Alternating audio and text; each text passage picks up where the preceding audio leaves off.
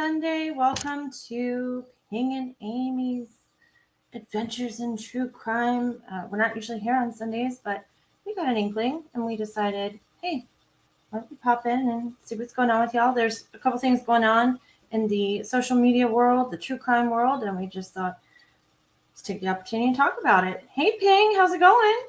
Hey Amy, how are you? I'm good. I'm tired. but Uh, yeah. I was going to hold on. Can't think and talk at the same time. That's just way too much for me. Um, I was sitting here thinking about um another case tonight, so I'm a little distracted at first. So like, give me a second to get my head together. But I wanted to know if you wanted to go ahead and talk about Michelle Brown. Do you want to lead off with that? Because there's sure, I can do that. yeah, because I'm seeing people asking in the chat and you're answering them, but maybe just go ahead and lay it on the line. Okay, you want me to hit it? I'll go now. Hit it. Yep. Hit it. So, recently, Homicide Squad detectives in Victoria are continuing to appeal for information in relation to the 1992 murder of Michele Brown in Frankston. Now, I live in Melbourne myself, and I live in the southeast. I live about 30 minutes north of Frankston. So she's where she was located is all the way down on the tip of the east side of Victoria, if you can imagine that. But Mm-hmm. it's about 30 minutes south of me. And she was about 12 p.m. on Sunday, March the 1st, 1992. 25-year-old Michele was driven by a friend from her home in Baxter to another friend's house in Frankston, where she stayed until about 7 p.m. Michele and a female friend walked to the Food Plus store on Frankston Dandenong Road, which took them about 5 minutes. Michele borrowed 30 cents from a friend and made a phone call to her brother asking for her mother to pick her up from Frankston railway station. Her friend left her at Food Plus and was given a lift home by friends passing by. Michele was seen walking away from the Food Plus store between 7 and 7:15. However, it is not known if or how she travelled to Frankston railway station, which is just under 4 kilometres away. A taxi driver saw a woman who he believed to be Michele near the phone boxes at Frankston railway station between 8 and 9 p.m. Michele's mother arrived at Frankston railway station after 8 p.m. but could not locate her daughter. She then drove around looking for Michele for a while before returning home. It was unusual for Michele not to be waiting after making arrangements to be picked up. A witness who resided near Plain Street in Frankston, only a few hundred meters south of the station, reported hearing two separate screams shortly after 9 p.m. It wasn't uncommon for Michele's parents not to see her for a few days, and as a result, she was not reported missing by her mother until the 13th of March, 1992. The following day, a staff member who worked at, I'm going to pronounce this, Miele's gun shop on Plain Street in Frankston discovered Michele's body in an old shed at the rear of the premises, which was about 400 meters south of the railway station. The shed was accessible from the railway line and surrounded by blackberry bushes. Michele's body was in a severe state of decomposition, and it was determined that she was murdered by a person or persons unknown. Police are especially keen to speak to anyone who saw a female fitting Michele's description in or around the public telephone box on or at the Frankston railway station between 8 and 9 p.m. on Sunday, the 1st of March, 1992. Investigators would also like to speak to anyone who noticed any suspicious or unusual activity in the area around Plain Street, Frankston on that night, or any activity at the rear of the gun shop or in the vacant block behind it. Detectives are hopeful that over 30 years after Michele's death, someone will be able to provide the information about who is responsible for her murder and why. In 2022, Victoria Police announced a $1 million reward for information in relation to those responsible for Michele's death. So, wow, that was a long, that was a long one. But No, it's okay. it's it's a really terrible crime. Her body had obviously been there for quite a long time, Mm-hmm. and you know, that area back then was not an area that was known for very um, very good things. It had quite a reputation back in the 90s. Mhm. Over the last 30 years, they've sort of cleaned it up a little bit. It's getting there. It's a little bit of a weird suburb. There's some areas that are very wealthy along the beach line there, and there's some areas that are quite poor that have quite a reputation for drugs, crime, things like that. So it's almost like some people, you have a mixing of rich and poor in that area. But there's never really been a lot connecting anyone to Michelle's death. And this $1 million rewards by Victoria Police, they're really hopeful. I mean, that's life-changing money for anyone. As long as they weren't involved in the actual crime, I think Right. anyone can claim it. So I actually queued up. Let me get it up here. The police announcing this, and I thought we would. Okay, that'd be great. We would watch that. So give me a second here.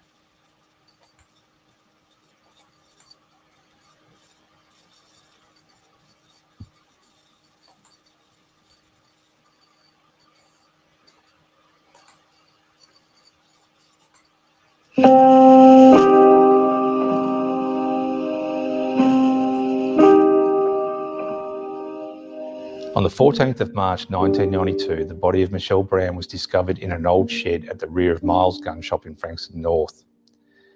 Michelle's body was found in a state of severe decomposition, and it was determined that she had been murdered by a person or persons unknown. Michele was one of 5 children and lived with her mother, father and younger brother at the time of her death. She was a natural athlete and played for the under-17s Victoria State netball side until a knee injury stopped her from continuing. As a result of Michelle's injury, her lifestyle deteriorated and she began to associate with persons involved in criminal activity. Michele was described as a loyal friend, so much so that it often led to people taking advantage of her goodwill. Homicide detectives are seeking your help in solving this murder. Michele was last seen alive on the evening of Sunday the 1st of March 1992, which was her 25th birthday. At around 12 p.m. that day, Michele was picked up from her home in Baxter by a friend and driven to another friend's house in Frankston North, where she stayed until around 7 p.m.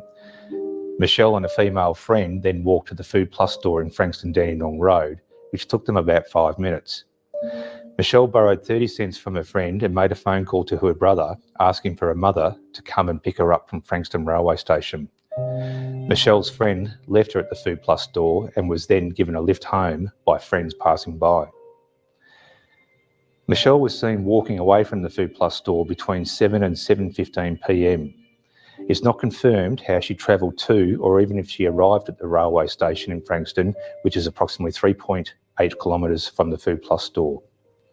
A taxi driver saw a woman who he believed to be Michele near the phone boxes at the Frankston railway station between 8 and 9 p.m. We are asking for anybody who saw a female fitting Michelle's description in or around the public telephone box at the Frankston railway station between 8 and 9 p.m. on Sunday the 1st of March 1992 to contact Crime Stoppers on 1800 333 000. A witness who resided near Plain Street in Frankston North reported hearing 2 separate screams at a time shortly after 9 p.m, and we are asking for anyone who may have seen or heard anything suspicious or unusual in the vicinity around and including Plain Street, Frankston North on the evening of Sunday the 1st of March 1992 to please contact Crime Stoppers. Michelle's mother arrived at the Frankston railway station shortly after 8 p.m to pick up Michele but could not locate her daughter. It was unusual for Michele not to be waiting when asked to be picked up, and Michelle's mother drove around looking for a while before returning home. It wasn't uncommon for Michelle's parents not to see her for a few days at a time, and as a result, she wasn't reported missing by her mother until 12 days later on the 13th of March 1992. On the 14th of March 1992, a staff member who worked at Miles Gun Shop in Frankston North discovered Michelle's body in an old shed out the back. The shed was accessible from the railway line and surrounded by blackberry bushes. Homicide detectives would like to speak to anyone who may have seen anything at the rear of the gun shop in Frankston North or the vacant block of land at the rear of that location. Michele was just 25 years old at the time of her murder, and the horrific nature of her death is unimaginable. After 28 years, it could be your information that helps us solve the murder of Michele Brown.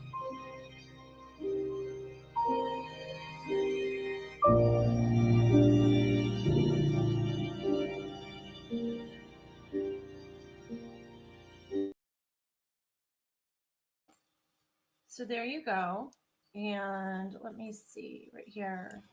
I know you already covered all of that, and I'm sorry. Yeah, that's all right. It's good. Those visuals were really good of the old Frankston area. It doesn't look like that anymore. It's gone under a redevelopment over the last, I don't know, 15 years or so.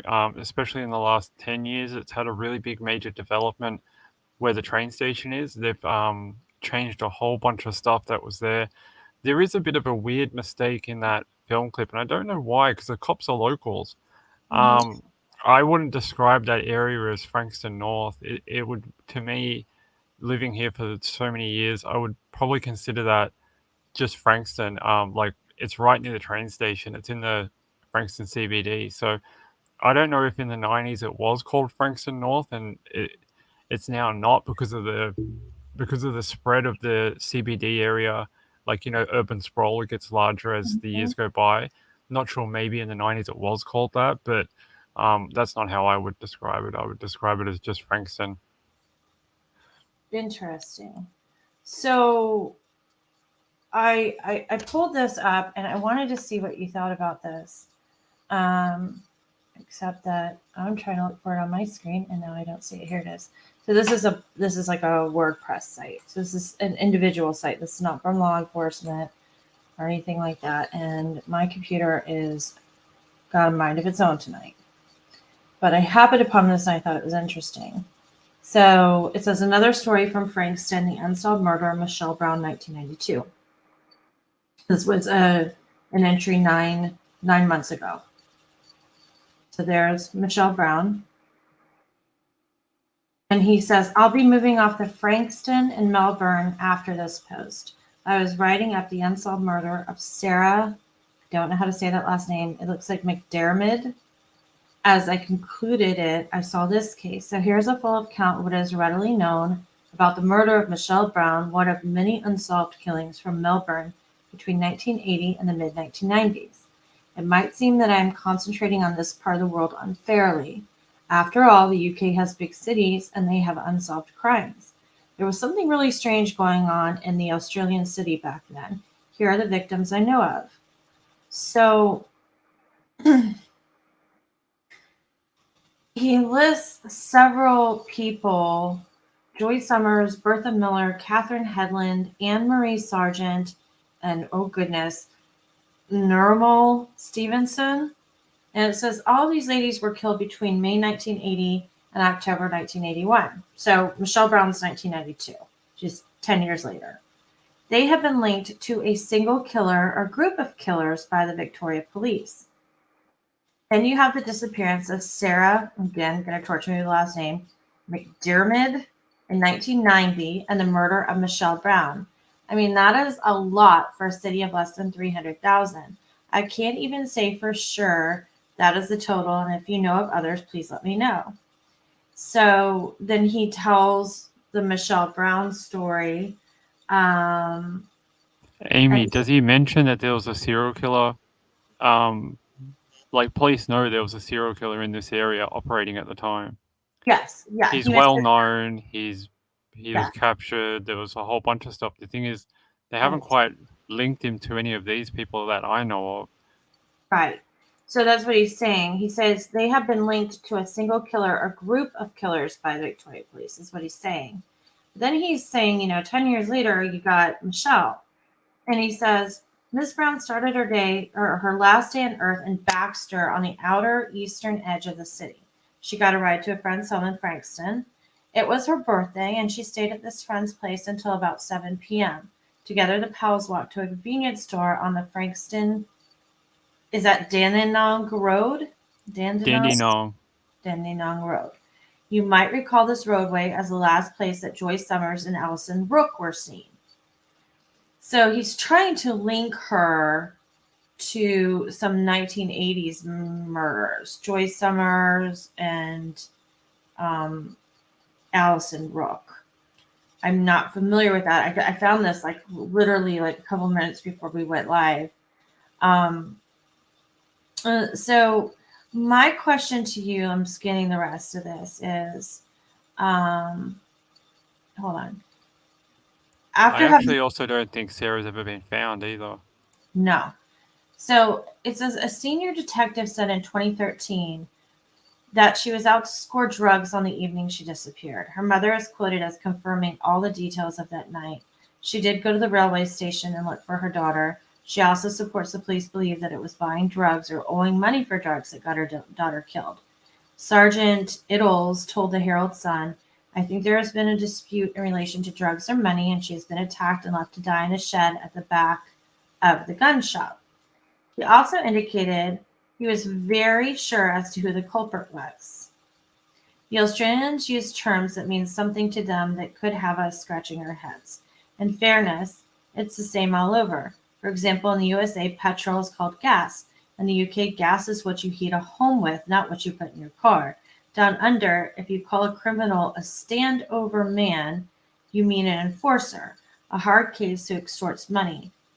It is a standover man who was active in the area that this cop thinks killed Miss Brown. In the Herald Sun article, the cop all but names just such a man who was in the early 1990s was likely seen arguing with a woman at 9 p.m. The cops think this woman was Miss Brown. This would tie in with the other witnesses who heard the scream I mentioned above. However upbeat and positive the cop was back in 2013, there was never any claim for the $50,000 reward that was offered, despite the assertion that people in the drug crowd would know who did what. Nothing has been heard from them. This reads weird, so I apologize. So it was as simple as that. When I say simple, I mean no disrespect, but bad things happen to drug users. If not the obvious, as in overdoses and disease, they fall foul of violence and exploitation. So is the death of Miss Brown another story or another sorry tale for our modern times in that respect? Obviously, the cops have the file and the family have way more knowledge than I do. I'm not linking the deaths to the 1980s victims or Miss McDermott in this case. I am leaving a bit of room for doubt, however. In a period of just 13 years, you have the murder of 8 women. Most were last seen in a relatively small area of Melbourne. In most cases, there is a link to the public transport system, and all are unsolved. It would only take a few witnesses to be wrong in the case of Ms. Brown to turn the story on its head. If the screen had been from an unrelated drunken argument, then that piece of evidence is gone. If whoever put in the word that the standover man was to blame was wrong, that link dissolves too. And then, he signs off on the blog. And the article that Ping read, the video that we watched, a link to this blog, all of it is in the description below.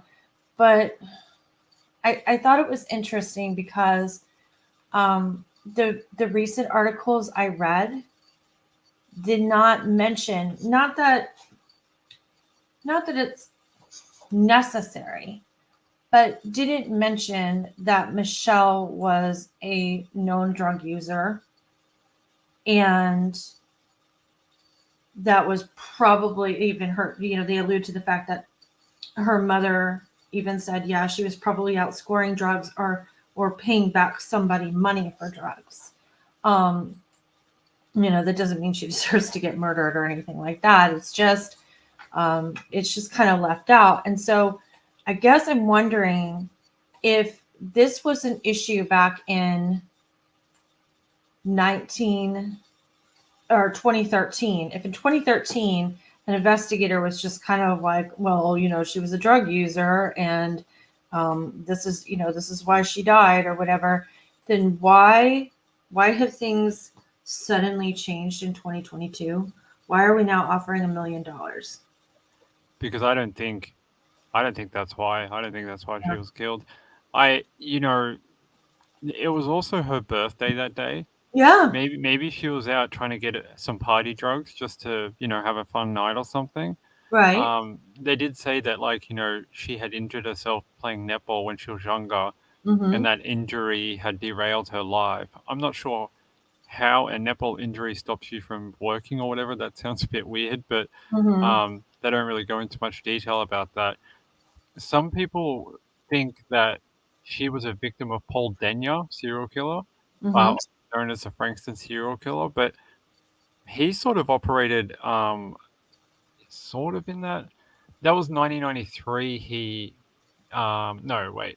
was sentenced in 1993, I think. So that was a year later than she was killed. I can't work out if he was already in jail when she was attacked. I'm trying to have a look, just because I don't know a lot about him. I know who he is, but I don't know a ton about him. No, I get it. And I'm sorry to spring this on you here. I literally stumbled upon it minutes before we came in. I was like, you know what?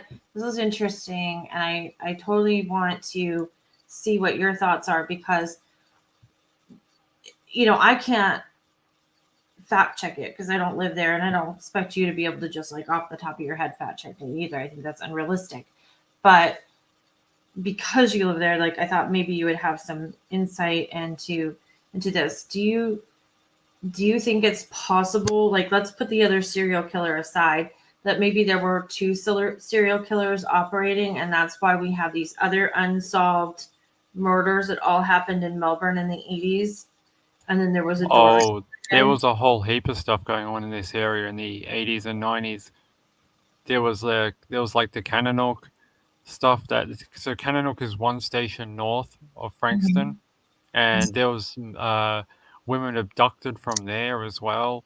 There was a whole bunch of murders. There was another woman that was found in bushland, like she was walking home from a station and then became abducted, and they found her like 3 years later in like bushland or something. There was another woman that was abducted from that area, and I don't think they ever found her. That might be Sarah.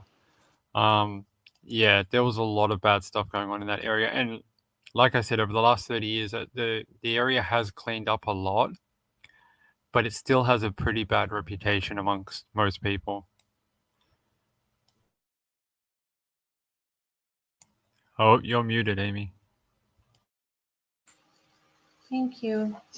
I have a little tickle in my throat. It's nothing, but I keep muting myself so I don't do it. And I do need the friendly reminder to turn it back on. Yeah. So here's a question.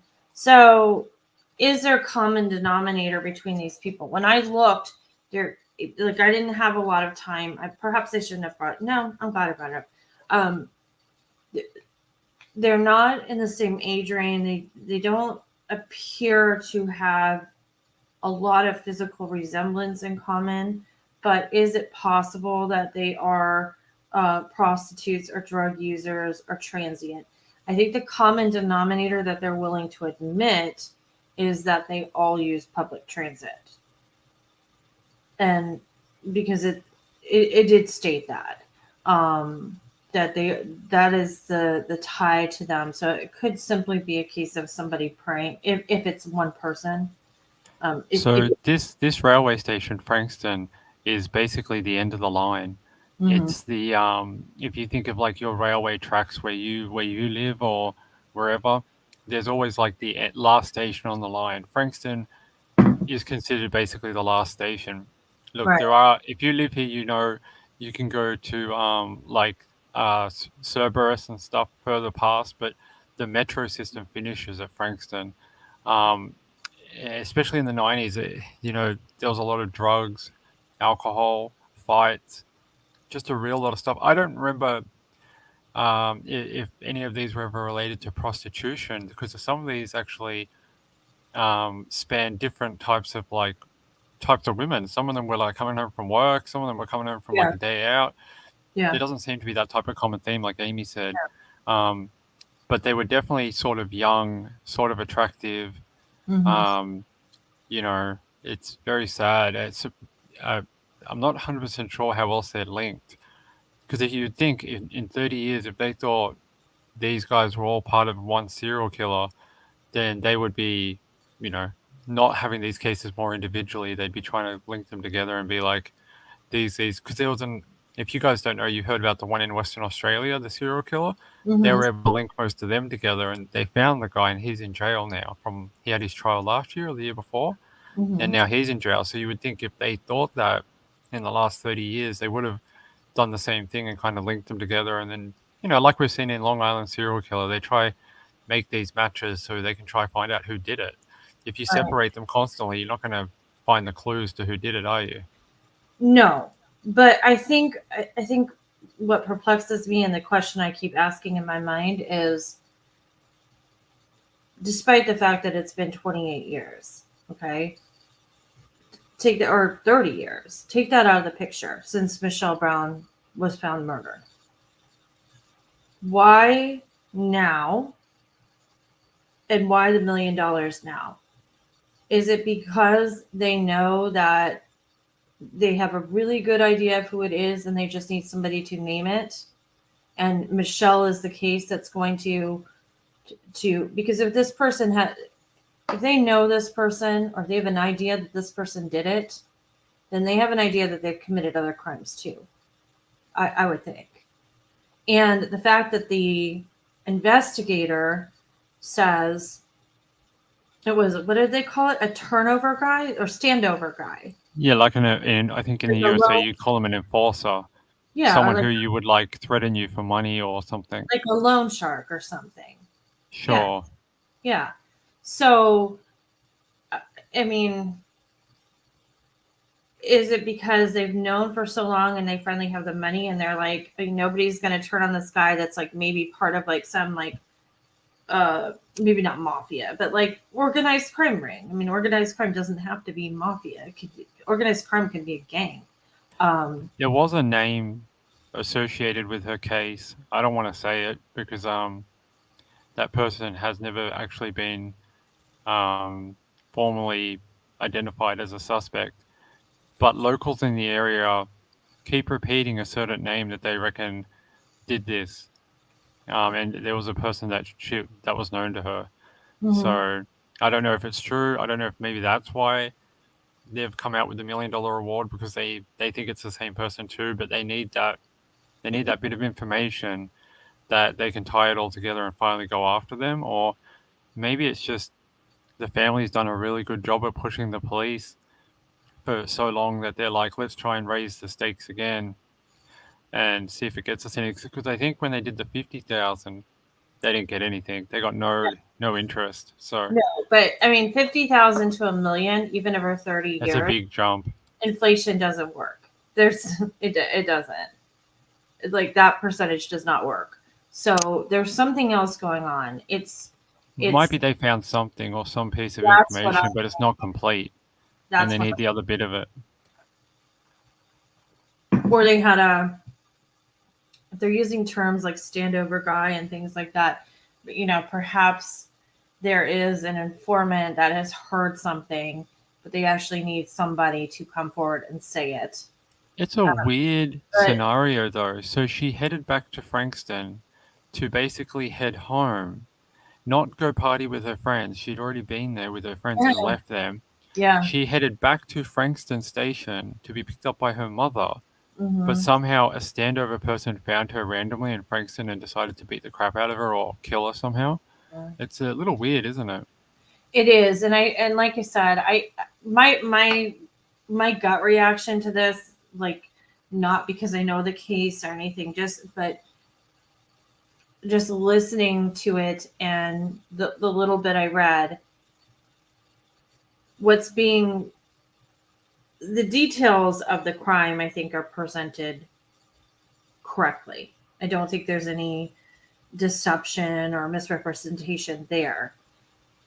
But I think the details of why they're offering $1 million now, 30 years later, I think it has to be another reason. It has to be because they have one person in mind, and that one person, if they can get them on this, they maybe have a lot of other things that this person's done that they have no evidence on, but it's a way to hold them and then hold them accountable in the court system.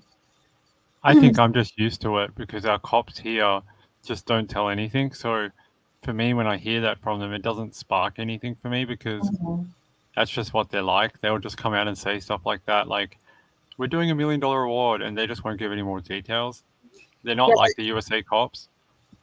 Yeah, but I mean, $1 million after 30 years. Oh, I know. That's just I think I've seen a few of them, so Yeah, I'm probably like a bit like jaded. desensitized to Yeah. them because I see them. There's been a few recently. There was $1 million for William Terrell as well, but they're Mm-hmm. close on that. See, that's interesting. You say that. They think they're very close on the William Terrell case, and they're very like they did that big search last year in October. Then there Right. was like I think that cost them like $1 million or something just to dig up all that land, and it lasted for like 4 weeks. But they released that $1 million for that one. There was another one that was $1 million too. I can't remember who that was, but yeah, you may be right. There must be something there, but they haven't really changed the story. They haven't added anything to when she got there or before. It's a little interesting. So yeah, BCBE is asking, did Ellie put up the reward or a private citizen? It's law enforcement, and We don't have private citizen rewards here, right, really. It doesn't happen. right, and I do think it's probably something bigger because when you're leveraging $1 million and all the things that you have to do to secure that reward money, to bond that reward money, to all of it on a case that's 28 years old. Okay, and I'm not trying to be rude, but I'm just going to say it like it is. Okay. We're talking about a case that's 28 years old, a girl that was maybe a known drug user, the way they talk about her, the way the police have talked about her in the past. So, like, one or two things is going on. Like, either they have a pretty good idea of who it is, and it's a really bad person that's done a lot of other really bad things, or they found I guess it could be like they found a big screw up in the case, and it was kind of like Taylor McAllister out of like Sarasota, Florida, who's, she was a drug user, and the cops set it up to make it look like she was not the cops. They didn't set her up. The cops did not put much effort into it because they basically were like, oh, she was a hooker and a drug user, so what do you expect? It's terrible, and the parents are still battling in that jurisdiction. So maybe they've looked back and said, the people that were investigating it at the time wrote off some things they shouldn't have. Let's go back and look at it. But you still hit a wall when you come to the $1 million because that's a lot of work to put into a cold case. They might be able to trying to make a connection to Paul Denyer, who was a well-known serial killer operating in the area at the time. His reign of terror was in 1993. Well, most of the ones that he's known for were in 1993. That's a mere 6 months from her death. Right. So that's not all that long. I mean, right. Maybe that's something, because he was Seaford, which is 3 or 4 stations from Frankston. Kananook was 1 station from Frankston. Where's this one? Frankston. It's one. You got Frankston, Kananook. They're one next to each other. Seaford, that's 4th down the line. And then what's this one? Langwarren. So Langwarren is not really on the. It's not really on the train line. It's sort of off the train line. So, but it's near Frankston. It's only about 10-minute drive or 5-minute drive from Frankston. So they're all surrounding that area. Look, I'm not saying he's involved. I'm just saying some people always jump to saying it's so eerie that he was operating in that area at the time. So yeah, I kind of wonder if that's not maybe part of what's going on. Like like I'm really stretching things here, but is it possible that he's sitting in jail and he wants something, or a reduction, which he's probably not going to get, or anything like that? I don't know how Australia is like making deals or information after the fact or anything like that, but could he possibly say, like, because this has happened before, I can't think of like names of cases right now, because my brain isn't working, but I will look it up. There are serial killers that have toyed with other serial killers. Like I'll one up you and it kind of goes back and forth, and they've made those kind of connections, not 100%, but they've made connections that it looks like it was a thing. So could this guy that's already in jail know that somebody else know who killed Michele because it was bragged about, or because it was a one-upping situation, and that's why it has come to a head now? I mean, is that possible? Do they do things like that for information after the fact with inmates? Yeah, 100%. They've done it with other cases down here. Yeah. The police down here will work out any angle they can to try solve a long-running cold case, and this is pretty cold. I mean, Yeah. I don't think they even had a suspect. Like in the early days, there were a couple of people close to her that were, they always try to work inwards and then outwards with cases. So there was a couple of guys that she was close to that they thought might have been involved, but I think they've mostly got ruled out, except for that one person that I don't really want to say the name, but if you know the case and you're local, you probably heard the name a few times, just because I don't want to get sued. Right now. But there was that one guy that they, a lot of people go, oh, it was him, but, I don't know. You know what? Can you answer this question? PB&J would like to know. She said, Ping, when you said released the money for William Terrell, does that mean they paid the reward and didn't even find him? Oh, I mean released as in they had a press release, like Okay. Like, so the police came and they released their, information about having a reward. No, I think the reward's still active, $1 million. Okay. It doesn't have to lead to an arrest. It just has to lead to him, I think. Yeah, it's just through the recovery of William's remains, I'm pretty sure. Oh, wow. That's a big deal. They're very desperate to find out where that little boy's body is. Yeah. Okay.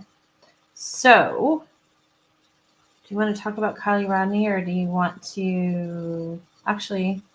Let me do this. I think we gave them enough to, if they're interested, they can go look at some other videos. There's a good video by a lady named Lauren Brown. She did a great video on this subject. You can go listen to her. I actually tried to get in touch with her to see if she would come on with us tonight and talk with us about that case, but unfortunately I didn't hear back in time before we went to air. So oh, well, I mean, we can always do it on another night. That would be interesting. So yeah, I know when I was on YouTube, there were quite a few videos you do, and if you go to look yourself, guys, make sure that Michele has one L.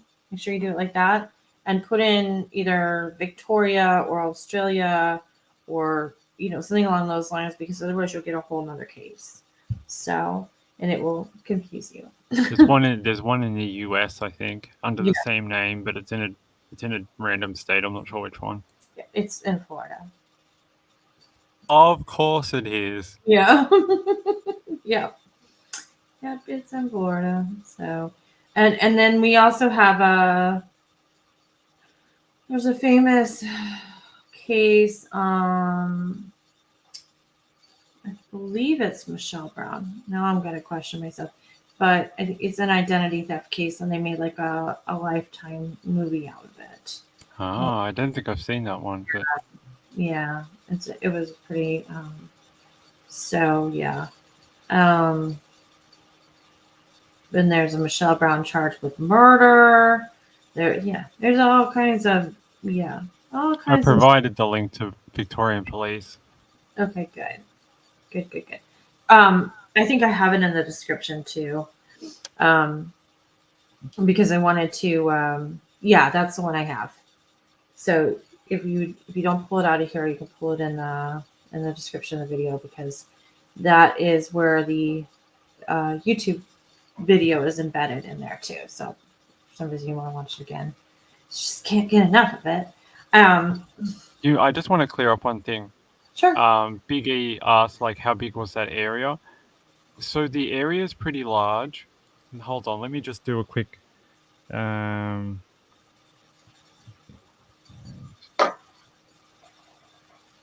don't know. So it's probably like 10 or 15 miles, like surrounding, like in each direction, something like that.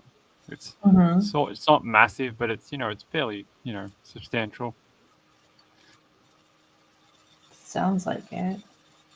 Um, so let's do something. Hold on here. We're gonna get to Kiely in a second, but let's do something a little different because this isn't true crime, but this could be considered the fashion police. So let me go ahead and explain this real quick. So Balenciaga is a brand, a high-end brand. And we know that like Lizzo sings about, dancing on our Balenciagas and it's a thing. It's like Gucci. It's like these big major couture brands, right? And do you remember the show Pink Jersey Shore? Did you ever watch that? Oh, like the one with what's that woman's name? That Snooki? Snooki. Yeah, what happened to her? Snooki and JWoww. Well, she didn't grow. No, She's still tiny. she's still tiny. Yeah, I mean, they've had like sponsorships and Don't they have a new one on at the moment called like Jersey Shore Vacation or something? I have no idea. I don't watch the franchise. I don't either, but I watch MTV a little bit. So. Yeah, I used to though. I used to watch Jersey Shore because Jersey Shore because it was like a train wreck. I could not watch it. So there was a guy on there. His name was Mike, but they called him The Situation, and he was probably one of the most annoying characters on the show. It just sounds like a really bad pickup line. Come and check out my situation. Oh yeah, I'm getting there. Okay, yes. Marilyn says, "Yep, Sticky has 2 kids now. Yep, she sure does." So Mike, The Situation, he comes on the show, and keep in mind that Jersey Shore is like way after Real World and all this stuff. So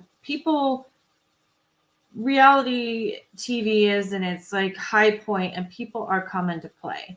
Like it is like making it to the big show if you get on a reality show, because if you pimp yourself a certain way, or if you have a product and they don't put it in your contract. Like Bravo used to not put in their contracts about taking a percentage of something. So these women would go on Real Housewives and they'd be like, I make a lip gloss. Or they'd be like, oh, I want, the lip gloss. And they'd make $1 million. And Bravo's like, oh my God, we pay for production, we pay you, and they're making this money. Now Bravo takes, if you're peddling your wares. So anyway, this was back before that. So everybody hated The Situation. He was like the most annoying character. And but he was really brilliant because he made up this name, like you said, for himself. He's like, yeah, people call me The Situation. He's like, come check out The Situation, ladies, or you don't want to mess with this situation. Like, it was like so cheesy, but like brilliant. All right. It's very much like, how you doing? Yeah, how you doing? But The Situation did things like spray Axe body spray down his pants late at night when he was about to have a girl over instead of taking a shower. And that is gross. Yeah, and talk about like, smushing girls and this and that, and just like really nasty stuff. So he also liked to wear can't remember if it was Abercrombie or Hollister, but he always wore this one designer brand, and he was so hated. I think he thought, like, if I wear this all the time, they're going to be like, oh man, he's like a really great guy, and like give him free clothes and money, right? That's not what happened. They literally offered. They probably paid him to not wear the clothes. Yes, they did. They absolutely 100% did. They struck a deal with him and MTV, and if you watch reruns during that time, down the side of his sweatpants, it is blurred out. That's crazy, because that brand's more like Hamptons, like type of. Mm-hmm. That's their demographic. It's more like the Hamptons crowd. It's not really, and they New Jersey. Yeah, exactly. So yeah, and now on a lot of those shows, especially on MTV, anything that is branded is like blurred out, so that never happens again. Because again, Mike, the situation, made a bunch of money that MTV couldn't put their hands on. A lot So of shows have that. If you ever notice, Amy, if they ever have a laptop on the show, it'll either have black tape around the Apple site, like thing on it, or they'll put like a globe, like a little globe sticker over it instead. Yep. So now back to Balenciaga, what I'm going to tell you about this. So it seems like these days Balenciaga is trolling the world. And I don't know if this is going to work real well, but we're going to try. It seems as if they don't like some of the celebrities wearing their clothes. And I'm not going to mention names or anything like that because it's just like, if you're really interested, look up for yourself, like who's been wearing their clothes. Because now they're coming up with a bunch of stuff. And when I'm showing you some of these things, I want you to remember that these prices are pre-owned. These are not brand new. So here we go. Let me just make sure that you can see it. Let me make it a little bit bigger. And again, I'm showing you this because it really is a crime to mess with fashion police. All right. Is that easier to see without me flipping back? Yeah, it looks all right. I can see it. So here we go. Here's a perfect example. This first shirt, the striped shirt, it's actually a sweater. The arms have holes in it. The bottom is all cut out. There's holes everywhere, up at the top, in the shoulder. This is used $592.30. Brand new, I believe it was about $1,500. It says $1,000. Yeah, it says $1,200, but I remember when this came out, and it was probably about $1,500. Is this about Kanye West is into this at the moment too? They call it homeless chic. Is that what that's supposed to be? Yeah, but they've been doing this before. Balenciaga has been doing this before that. Look at this. You see this athletic shoe with a heel on it? Fucking ugly. Yeah, they're in the store right now at Bergdorf's. $1,290. These Crocs with a heel on them, again, these are used. $454.27. They're literally a Croc with a platform on them. This is a what do you call it? Not it's not latex. It's like Gore-Tex. Spandex? It's like Gore-Tex, like what a wetsuit is made out of. So it's a like a wetsuit sock in a heel. Used $947. This thing that looks like a paper bag, $695 used, secondhand. Okay. I love my money more than that. Yeah. Let me see if I can show you. Do you see that? These are Balenciaga shoes currently being sold for $1,850. They have no backs on them. They look like they smell. So the big question right now is, are they making their clothes ugly on purpose? Oh, this one's my favorite. It'll show on the side. This isn't a Balenciaga bag for $2,100. It's basically an IKEA bag. It's really ugly stuff. It sort of reminds me of like in the 90s or late 2000s, they had that whole thing with plasticware. Like you could get couches and like TV stands and stuff that would like blow up. They blow it up and they're that clear, see-through plastic. Yeah. Yeah. So what some people think is that Balenciaga doesn't want to have to pay people they don't like not to wear their brand. So instead, they're literally making really, really ugly clothes. The newest thing they made is there's a garbage bag dress. Okay. That one is like, I don't know, $3,800 or something. Hey, Corey, nice to see you. And then there's also a pair of earrings that's literally like a shoelace from an athletic shoe on a post. That's it. and it says Balenciaga. And I get it. Like there's a lot of things that are couture and high end, and it it's nothing, and you're paying for the brand. Like Prada's kind of caught on to that. Now you can buy a pin from Prada. Their logo is like a little triangle, and you can stick it on anything you want. Like I could stick it on my sweater tonight and be like, oh, it's Prada. A lot of them have also started doing like entry level stuff that's like not $4,000, but it's like $800. Right. And they started doing a little bit more of the they're appealing a bit more to the consumer side a little bit. They're just trying to make it more brand awareness, really. But the lower down stuff's still a bit shit. Right, but I will tell you that I've looked at the brands that have done that. They don't hold their value. They devalue their entire brand by doing that. So it's a weird phenomenon. Like for instance, when Vera Wang started, and I like Vera Wang for Kohl's. Like I bought some of those things, and I have Vera Wang cutlery in my house. So. Yeah, but when she made the line for Kohl's, the entire value of her brand went down because now it's more accessible to people, even if it's a different, you know what I mean, a different level. So I think she definitely had lower price stuff. Like I think I told you about the cutlery. I think I only paid like $30 for them or something. Yeah. So what a lot of people think Balenciaga is doing is they're saying, I don't like, let's just make up a person from like the VMAs and their name is Carrie Criolla or something, right?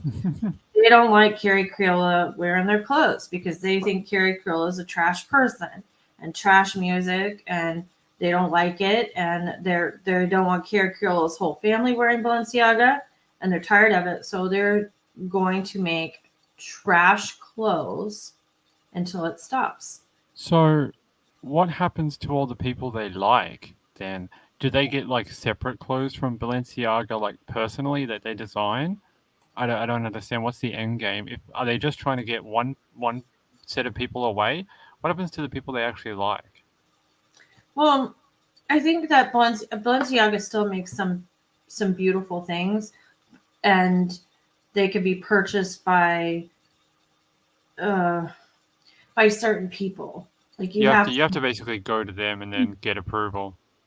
Right. It kind of, I mean, it's not kind of, but it's kind of like those. There are certain lines of like handbags, like Hermes. Okay, with the Birkin bags. Like you can't just order one off a website. You have to be like. You have to be invited, basically. Yeah, exactly. So do they still make beautifully, like atelier couture type clothing? Yes, but they're also putting out this trash wear, and like somebody wrote, like laughing all the way to the bank. Yes, it is. It's like Zoolander. Steel blue. Yeah. Oh, PB&J is funny. She says, I will never forget my father's face when I wore jeans with holes. I said, they're new. And he was like, what? You paid money for holes in your clothes? Yeah. Yeah. And Lux, I used to own Prada, Betsy Johnson, a BCG, Max Azria stuff. I'm ashamed I wasted so much money. I think everyone goes through the brand phase when they're younger, and then they realize, hey, I can probably get the same jeans that are probably better for like, $50. Right. Exactly. Or, but I'll tell you, Lex, I love Betsy Johnson. I still have like tons of, I actually, on a used site on Mercari, I bought a bunch of Betsy Johnson earrings the other night. She's my jam. Because I like funky accessories. Like I only wear black. I like cool accessories. And yeah, so I got a little I got some cute stuff. But yeah, and the other thing is, if you really like this stuff because you generally like it, I mean, you can get it secondhand for more than. You can get a lot of stuff. Actually, at the moment, I'll tell you a little story. Right now, there's a lot of 2019 and 2020 type designer stuff going really, really cheap because during the pandemic they couldn't shift it. So there's stuff backed up in warehouses all over the world. I know in Australia right now, like I just bought, maybe a little bit TMI, but I just bought some Calvin Klein underwear Mm-hmm. and they were only $15 for 3, and they're real and everything. And I've even bought some. I bought Ralph Lauren socks, and they were like about the same price. So, but they're older ones. They're older series. They're from like 2019 or something.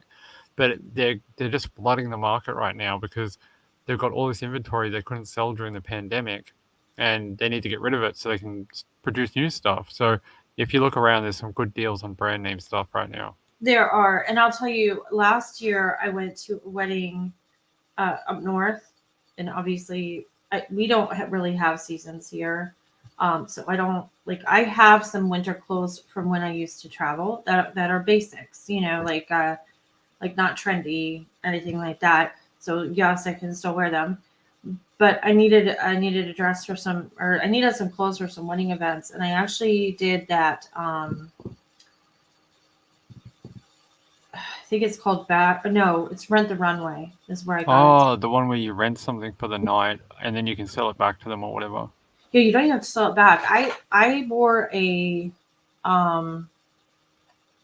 Oscar de la Renta skirt that I rented for $33. I had it for 15 days. I actually FedExed it from the hotel right after I got out of the wedding. Yeah, you're like, no stains, no stains. Yeah, I know. And then I had another dress that I wore for the rehearsal thing. That was Nicole Miller. Like, I couldn't have. There's no way I could have afforded these clothes. Like, there's just no way. But to wear them once for a wedding, throw them in the dry cleaning bag and like send them back off. It was a really great deal. So if you I ever like that stuff. I like where they're doing that now with the fashion items, because there's a lot of really expensive pieces that just sit in girls' wardrobes and they wear it like once every 2 years or something, and you're like, why not let another lady have a nice night in it or something if she's your size or whatever? I love it. Oh my gosh, I have. My mom was just telling me about that the other night. Brunello, is it Ciccinelli? Yeah, my mom was just talking about that the other night. And I was like, I haven't even, like, that's crazy. But super. We sort of get off true crime though. We did. Well, we did because we were, but I was It's a crime with prices.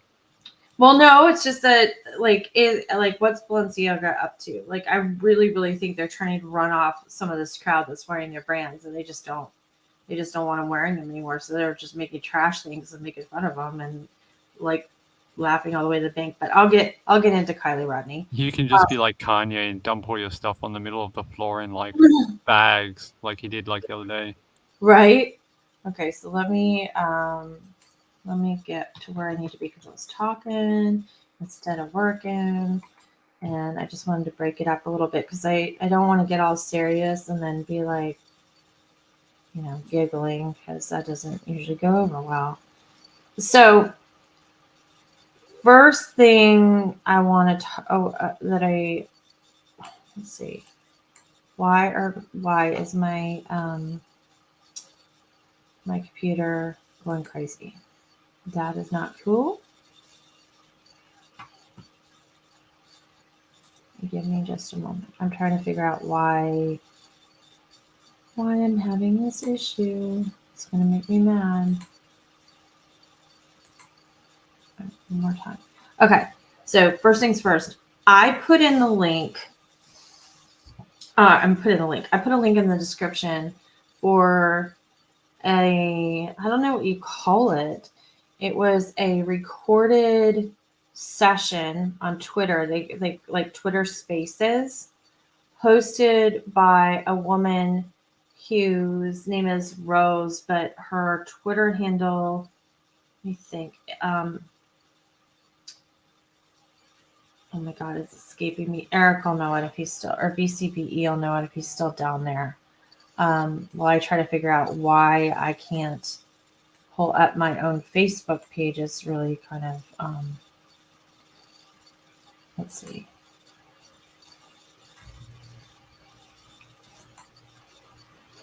Kind of baffling to me here.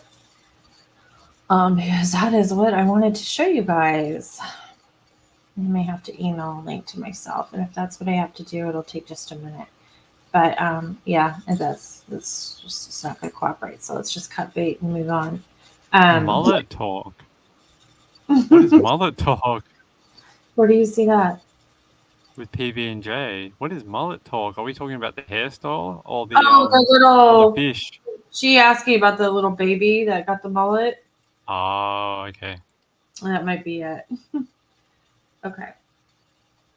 And I left my other phone downstairs.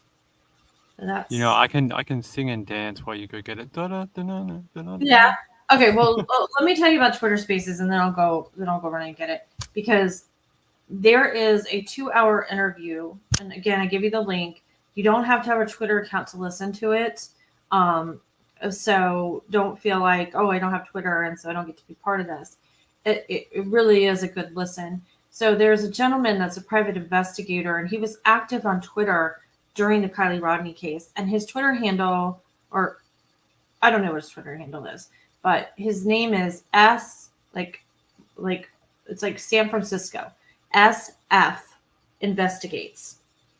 He's a private investigator. And he happened to be with Kiely Rhodni's grandfather when the news broke that they had found Kiely, and the grandfather and this gentleman happened to be down by Prosser Lake. So the reason they initially did this Twitter Spaces interview with him is because he was catching a lot of flack from people who were saying, like, oh, he's not really a private investigator. He's just trying to be famous because isn't it cool to be the guy who was with the family when the body was found, which is crappy. Like, it's not cool. Nobody wants that. But he gives so they talk a little bit about that. And it's not really drama. He handles it very professionally. Yeah. It's Steve. Yeah, Steve. SF Investigates.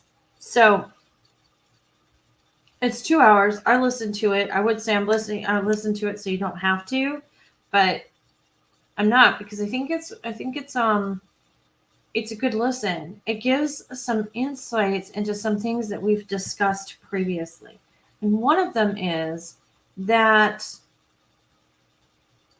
when Adventures with Purpose were searching that area, and when they found the car, there was no law enforcement in sight. There was nobody there from law enforcement.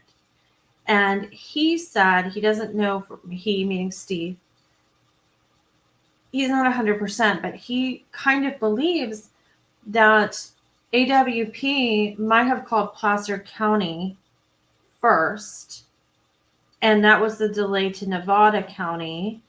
And Nevada County, that's why they took over the case. He said that the minute that the word got out that they had found Kiely in the car, and that you looked back, like, so if the lake's in front of me, you look behind me, and he said if you turned your head and you looked, there were just cars swarming over that hill like ants, like just descending press. Wow, that's scary.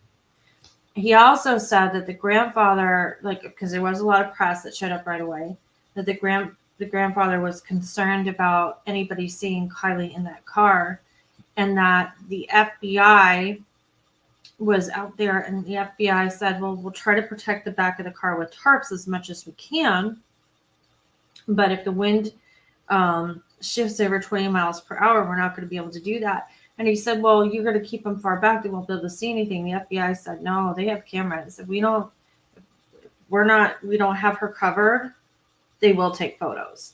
Oh my God, Amy, the drone was like 200 feet in the air, right? Trying to get around the, I think they had a geofence on at the time.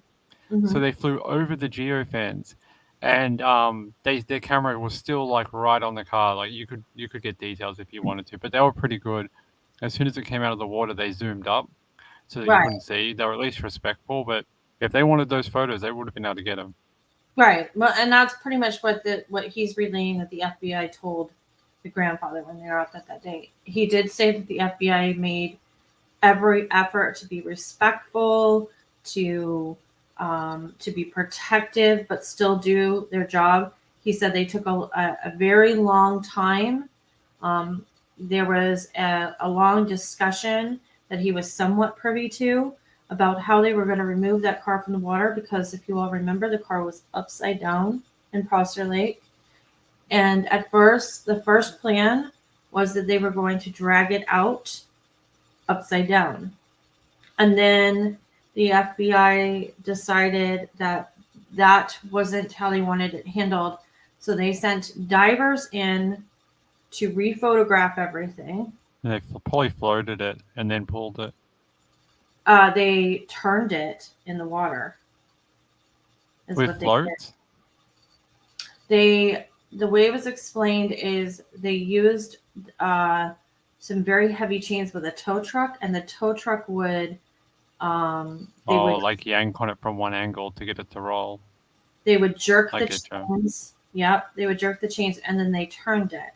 He said that he believes that the damage to the car might have been from the turning process. That was a risk that they had to. Yeah, they flipped it underwater. That was a risk they had to take. That's why they photographed everything prior to Very doing interesting. That. In that press conference, Amy, did that lady, the sheriff, did she say that they were there when AWP found her? Am I misremembering? I don't think she said that they were there. I think she said I think she kind of made it sound like they were there, but then covered herself where she couldn't be caught in like something else, if that's okay. what she's trying to do. That they were alerted and that they came out to the scene and all of that. It is this SF investigator investigates Steve's opinion that it is still a criminal investigation. That's why the FBI is still working on this. He talked a lot about some of these. I don't mention other channel names or anything, but I think a lot of you know that there's a couple of people out there putting out some pretty brave theories about what might have happened. I deal in facts here, but I don't even feel like I want to mention their names, these other YouTube channels. But he said for the most part, when he was asked, he said, I think it could have, he goes, I think it could have been an accident, but you're also dealing with a bunch of teenagers. And so, you don't know. He's like, the toxicology is only going to tell us that, she was drinking. He's like, we pretty much expect that. He's like, the family expects that to come back. He explained the road that she went down, that she would have had to go down to get into the water, as tree lined on the very edge. He said, if you were drunk, you would think you would be taking out trees. You'd be able to see like the marks on the trees on the way down, like the way through. Mm-hmm. Yeah, and then he mentioned there were a lot of potholes in that road, so you would be going down that road and bumping. Kylie was very familiar with that area, even though she hadn't been driving that long. The family shared with him that she drove snowmobiles through there. Like she was familiar with the train tunnels. Like this was not her first rodeo out there. Like she kind of knew how to deal with, that area and that terrain. So it's a little hard. He had asked the parents, because Kylie's, I shouldn't say parents, Kylie's family, okay, and kept asking Steve, like, do you think this was an accident? Do you think? And he's like, I don't know, like, what do you think? I think it's possible. And they don't really have an answer. The other thing that was interesting is Steve showed up in Prosser about 6 days after Kylie was missing. So about a week had gone by. And he acknowledges that there were daily searches, that there was a search trailer, that there were posters of Kylie everywhere. But he also said that he didn't see a lot of teenagers searching. that maybe they'd been searching in another area, or they had their own groups and he just missed it. But he said it was also very quiet in town. Although her posters were everywhere, it didn't seem like a lot of people were talking about it. And he said, so, the first gut reaction to that people have is like, oh, the town's trying to cover up something. He's like, I don't, and he said, I don't think this town is trying to cover up or anything. I think you have to remember that you're dealing with teenagers, and two, a lot of them, so there's two factors going on. A lot of them, I guess, behind the scenes, or however you want to, off the record is probably a better term to use, didn't want to talk because they were concerned about losing college scholarships, placements, like their future. They didn't want their future destroyed over this. So they felt like if they talked or got involved, that somehow it would, disrupt those plans. The other thing that I found interesting, and they had mentioned this before, but it didn't make a huge impact, at least with me. Apparently, there are a lot of undocumented people in that area, including teenagers. So they're scared. They're scared. Yeah, so there's that too. And the police can promise, and I just thought about this tonight when I was reading this, the police can make a promise and a pledge to you that they're not going to prosecute for underage drinking or drug use and illegal drug use. Okay, they absolutely can, and they can stand by that. They cannot. They can also come back tomorrow and say no. Well, I know, but for the most part, they don't, because law enforcement does want to have a relationship with people. They do. I mean, the same way I was reading the other day about, a mom that called the police on their daughter because she runs away all the time, right?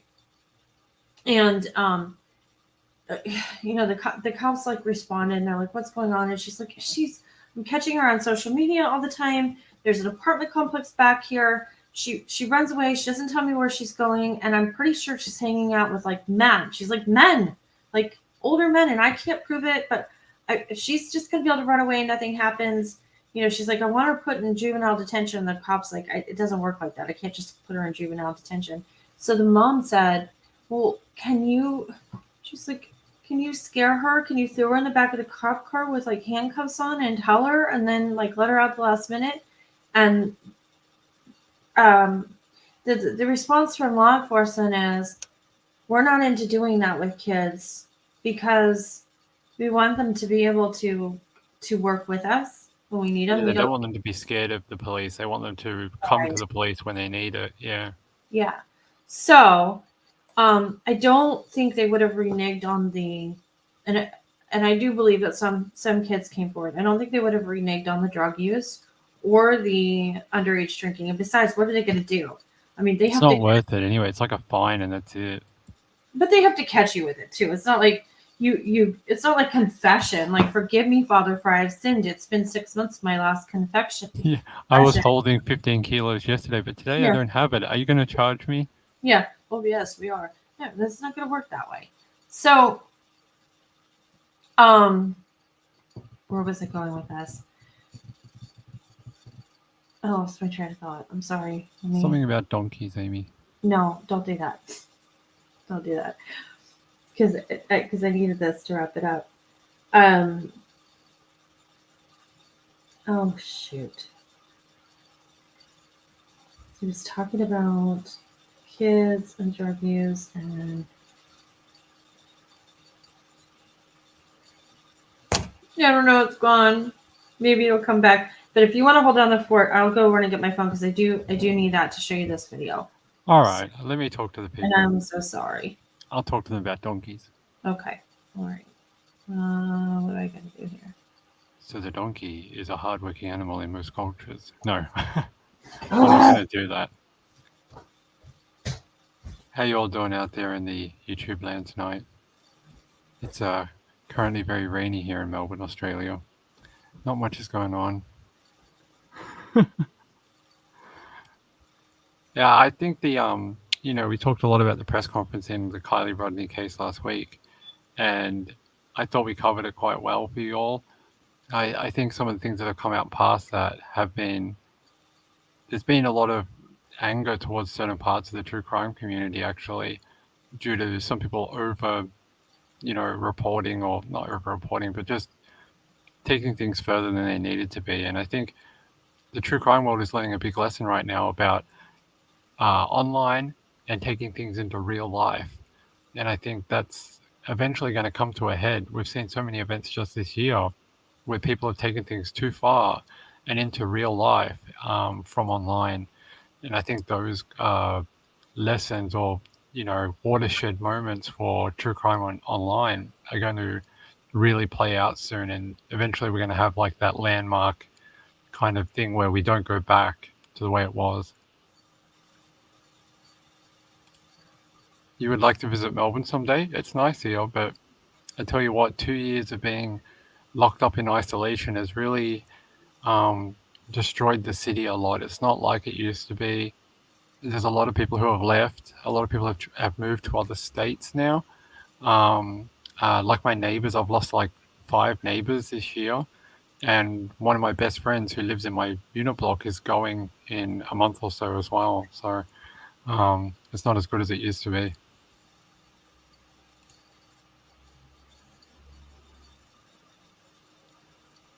Yeah, I think she was talking about that too. I think it's a point she was trying to make. She'll be back. She's got a video or a phone or a yo-yo. I'm not sure which one. We'll find out. Is it quiet now? It could be. It's quiet at my house.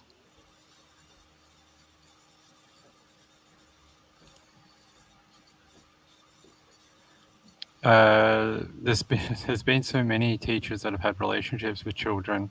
I mean, I don't know. I see one in the news like every week. Olivia Newton-John. Yeah, it's very sad that she passed. She actually has a giant cancer research and like medical place about 20 minutes from where I live, and she funded it all herself. And it does a lot of research and helps patients and things like that. That's going to be her giant legacy, is her like cancer clinic and her charity for cancer. All right, you back, Amy? I am. Give me just a moment, because I got to do. What I've got to do is email this to myself. So I so apologize. I don't know what's going on, but I cannot. Okay. You imagine like 10 years ago trying to do a show like this without the technology we have today. It would have been so difficult. You can't just email yourself a video or something. It would have been much harder. Nope. And guess what? I can't even email it to myself because it is a private group. That's okay. It's all right. I have another plan, and I'm going to do it right like this. And I'm going to figure this out. You know me and my little workarounds here. I'm like, nobody's going to keep me out. I've got string and tin cans and paper clips. I can make it work. Exactly. And I did it. So hold on. So this is, I'm going to share my screen in just a moment. Let me get back here. It's going to be small. I'm going to have to make it bigger, so you're going to have to bear with me here.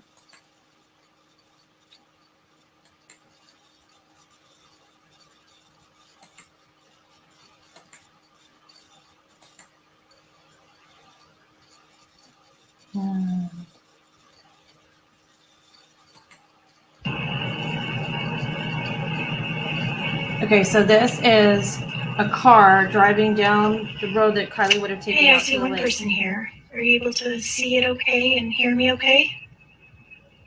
Testing. I'm going to scrub through. And I believe from the sanctuary area, the party spot to where she was found is approximately, let me see if I remember now.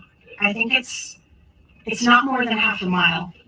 It might be around 3/4 of a mile, but it's not any less than a half a mile for sure. I did walk it on Saturday, but my first time driving it. So, all right.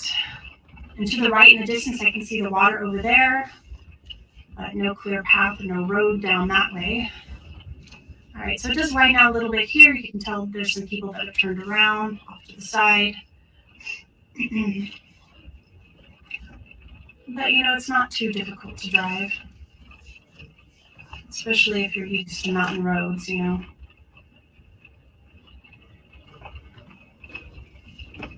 like I said, we're in pretty flat land. There's no steep inclines near where I'm at, so you don't have to worry about going off the cliff or anything right here. All right, so we're about to come to the T in the road. So if you wanted to leave the party or leave the campground area, you would go left at the T. And the left would take you to the main campground road and to Highway 89 to get home. Okay, so I'm going to stop this video here. And I figured out in the meantime what happened with the group. Apparently, the creator of the group paused the group for 10 hours. So there was a lot of activity going on in it earlier tonight. So maybe, like I used to run Facebook groups. It is possible that she, obviously she needs to sleep. And she's like, I'm not dealing with this all night. So nobody's going to do anything until we get back in the morning. I didn't realize you could pause them now. I should do that to mine. I've got one with 20,000 people in it. I gave it to my moderators like 5 years ago, and I haven't been back since. So I should go in there and pause it. The old handoff. Okay, so let me do this. Let me pause this video. So now the video I'm going to play in just a second. It has it has low quality audio. I can tell you, I listened to it with earbuds on, what's going on. But basically, it's a woman in a car with I think it's her husband. And they're driving down towards the water, trying to show kind of what it looked like. And it's a good video because I don't know if I shared it with you, Ping, or if I shared it with BCBE the other night. So I'll tell you guys this really quickly. A couple years ago, my friend Jacqueline was moving around a lot because she was in a situation, and she needed something picked up from Walgreens one night. She was freaking out about it, and I said, I'll just bring it to you. But I hadn't been to her new apartment. And so I got to her new apartment, and I dropped off the prescription and got in my car, and I thought I was going out the way I came in, and I turned down this road that I thought, like, in apartment complexes, all the buildings are the same. I turned down this one way, and all of a sudden I slammed on my brakes because I was on a freaking boat ramp. I was about 2 feet from driving into a lake. I was sober. I had my lights on. I had my glasses on. When I realized what was going, the water was lapping up at my tires. I backed up on this slimy boat ramp all the way back around the corner, looked out my window, and there was a sign about 2 feet off the ground that said boat ramp on wood. It was like stained wood and yellow, like light yellow writing. Oh, it was terrible. Like I called the office in the morning and I was like, you need to do something because that's like really bad if you don't know the area.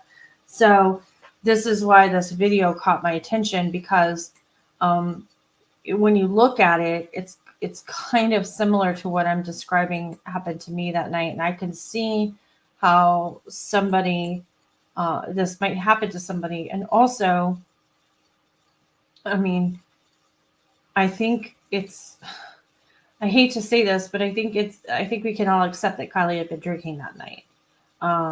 I mean, she might not have been, but everybody else was. So let me show you this one. Let me make it bigger. There we go.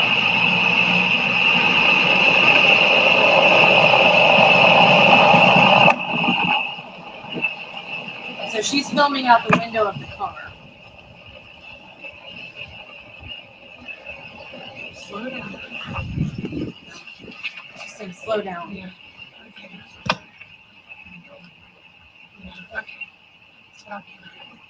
Stop here. Okay.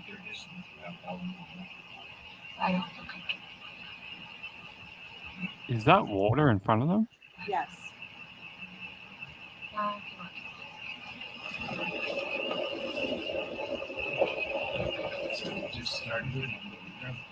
He's saying. Yeah. Water's right there. Yeah. He's saying the water. He's saying it's just starting to go down here. The water's right there. Do you? And he's kind of saying like, do you see how my highlights make this look like a continuation of the road? Because do you see how clear the water is? It looks like flat bitumen. Like it doesn't look like the sand. It looks like a different road surface. Yeah, or maybe like sometimes you'll see like when you see like the mirage. Like Right, the road mirage, yeah. Thing looks glassy up ahead, and you don't freak out about it because you know that it's just so yeah. So we keep going 15 feet. Say we got 10 feet more. And you're not even realizing it. Okay. That's what I'm saying.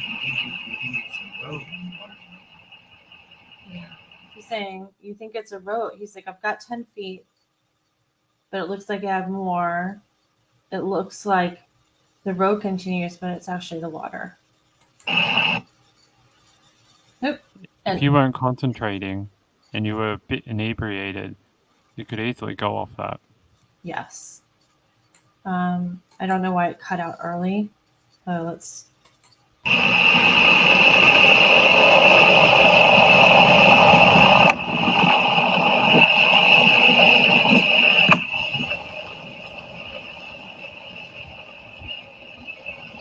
Slow down. Yeah. Okay. Yeah. Okay. Stop here. I don't. Okay.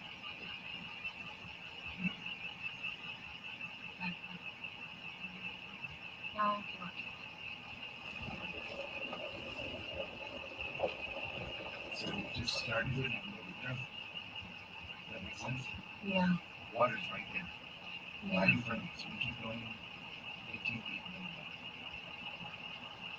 And you're not even realizing it. Okay. That's what I'm saying. We think it's a road and the water's right there. Yeah. And that's it.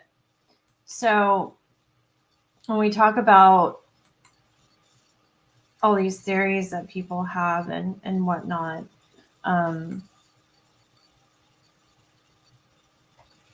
I think it's entirely possible that whether it was because it was so dark that night, there apparently there was a sliver of a moon that night. I forgot what you call that. Ping probably knows. It's just escaping me. But between that, perhaps being intoxicated, all of the above, it would be an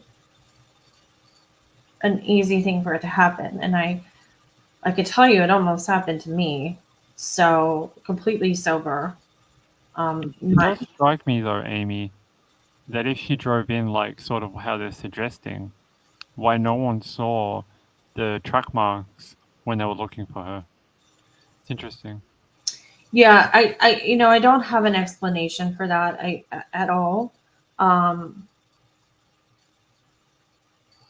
really don't. The Twitter. Do you know if crash reconstruction went out to the area? Yes, CHP. I was just about to say when on the Twitter Spaces thing that I encourage everybody to listen to. Linked in the description below. Don't need a Twitter subscription or an account to listen to it. Steve does talk about how CHP came out and they had all their, measuring devices and things like that. There had been some questions of whether or not she came from a different area and maybe came off a rocky cliff. They're pretty much determined according to him. Okay, so that was basically impossible, that she had to have driven in like that. There was a question about, like what speed she would have been going or whatever. I think that that information is going to have to come out of the car computer. My understanding, he didn't talk about this and that, but I did look it up. That 2013 CRV does have some recording capability.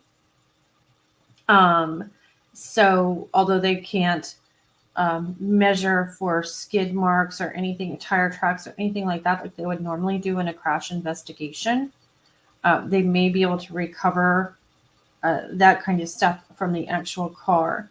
I think the other thing that we have to talk about is whether or not the phone is in that car, and we haven't been told that. One of the reasons why I wanted to share this, some of the things I found in this group that I'm unable to do this evening because the group is on pause. But there's a lot of talk about Kiely's phone going off at 12:33 a.m. or shutting down at 12:33 a.m. And then Samantha Smith, who was her friend. A lot of people aren't saying her name anymore. I don't think there's anything wrong with saying her name. She put herself out in the public eye. And I'm not saying anything nefarious about her. I think the question is that Samantha Smith has said, yeah, Kiely called me at 12:36. I was already in the car with somebody else getting a ride home. She was double checking to make sure that I had a ride home and I still didn't need one. And people are saying, well, there's no way that could have happened. And she must be lying because her phone, meaning Kiely's phone, went off at 12:33. Is it possible that,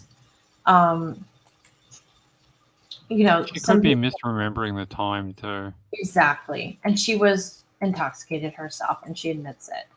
So it could be like an estimate around that time. She right, got from Kiely. right, exactly. So I don't think that we can,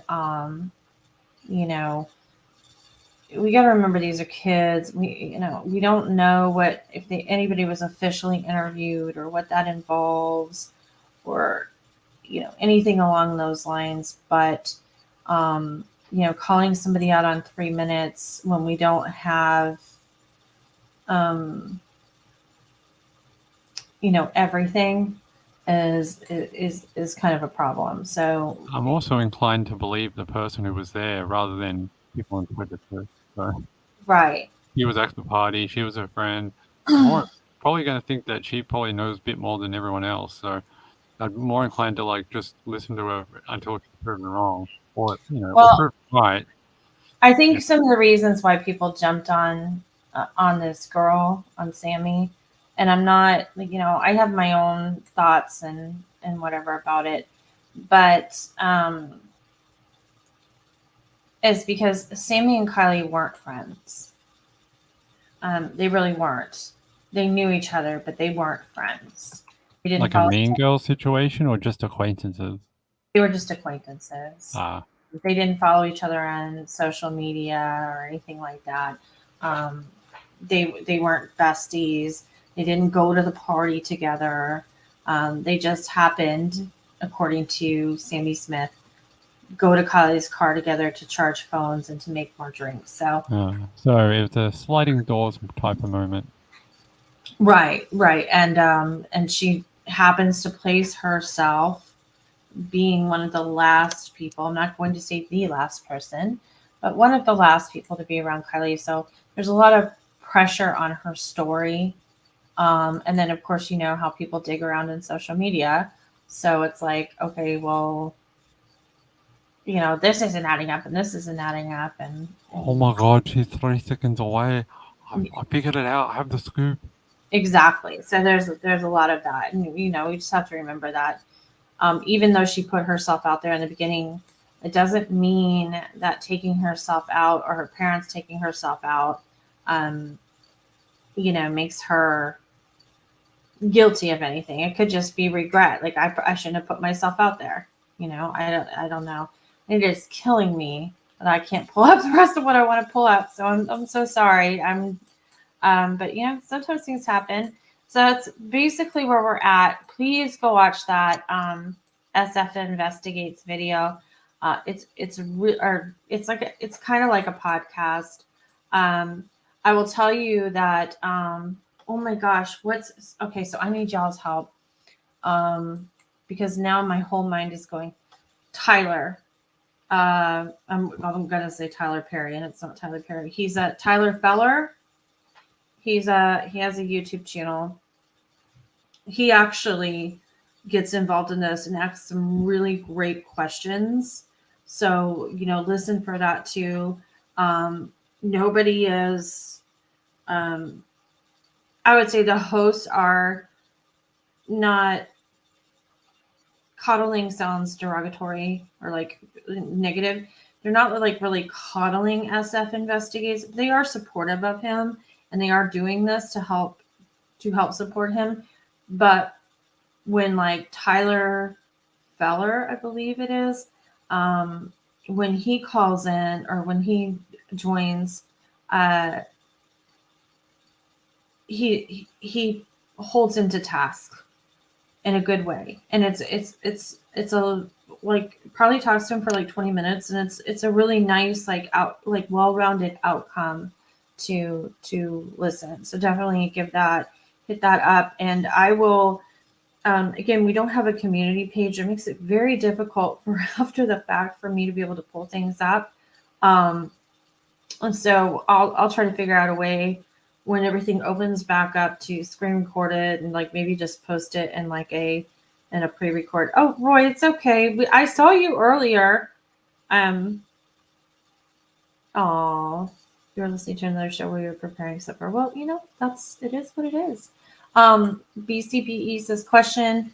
I had to take a bunch of alcohol to knock someone out so deep that driving into the water with windows up, water temp probably in the 40s, and none of that would snap someone out of it. Yeah. The water temperature, what did we find? The average was like 66 degrees. Yep. Yeah, but We also came up with another scenario when me and you spoke in private that would negate that too. Mm-hmm. Well, if it was just, I think Eric's saying if it was just an accident, unless. Well, if you whacked her face on the steering wheel, Yeah, and knocked herself out, even if it's for 10 seconds, it's all over.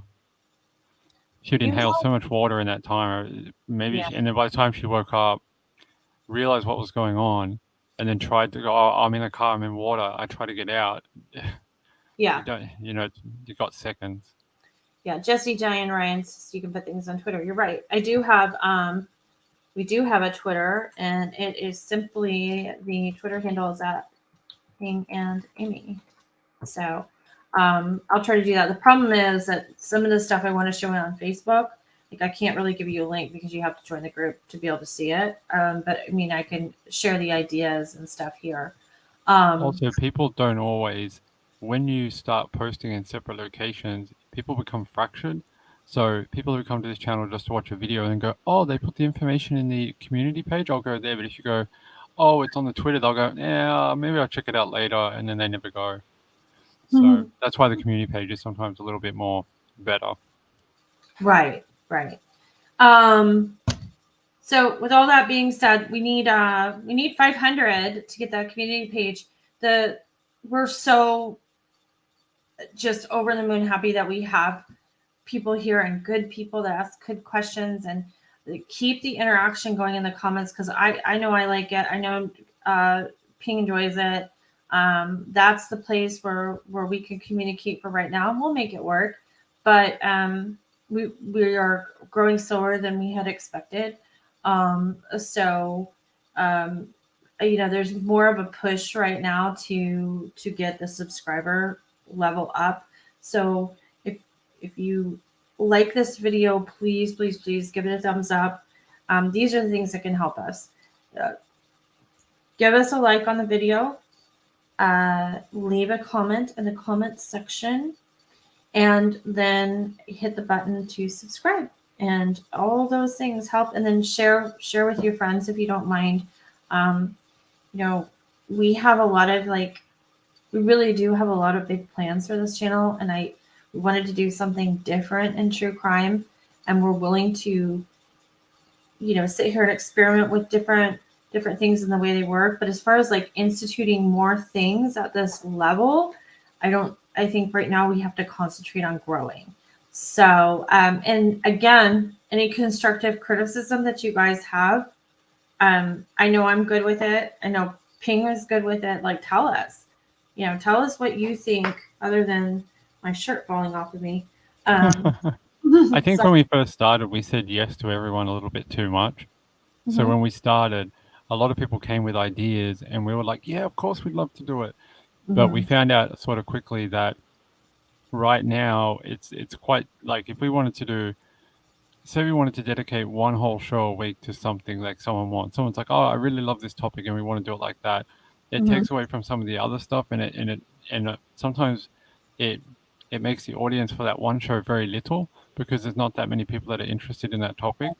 So we do want to do things like that for people and give them the content they want, but we kind of have to figure out a way of doing it where we can still reach the most people with like what we do tonight and on our other nights, but then find a way we can specialize in some smaller niche topics too. And we're working on that. But Yeah. like Amy said, we're trying to do this bit first. So if we've said yes to you in the past about a topic or something, we haven't forgotten.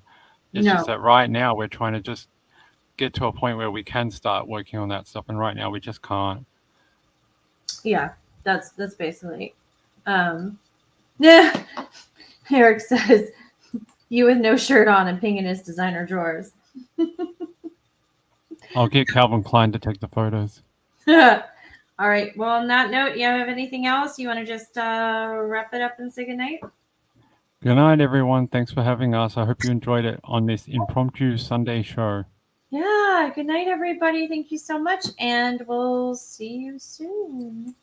Good night, everyone. I got to remember to hit the end broadcast button or it doesn't work.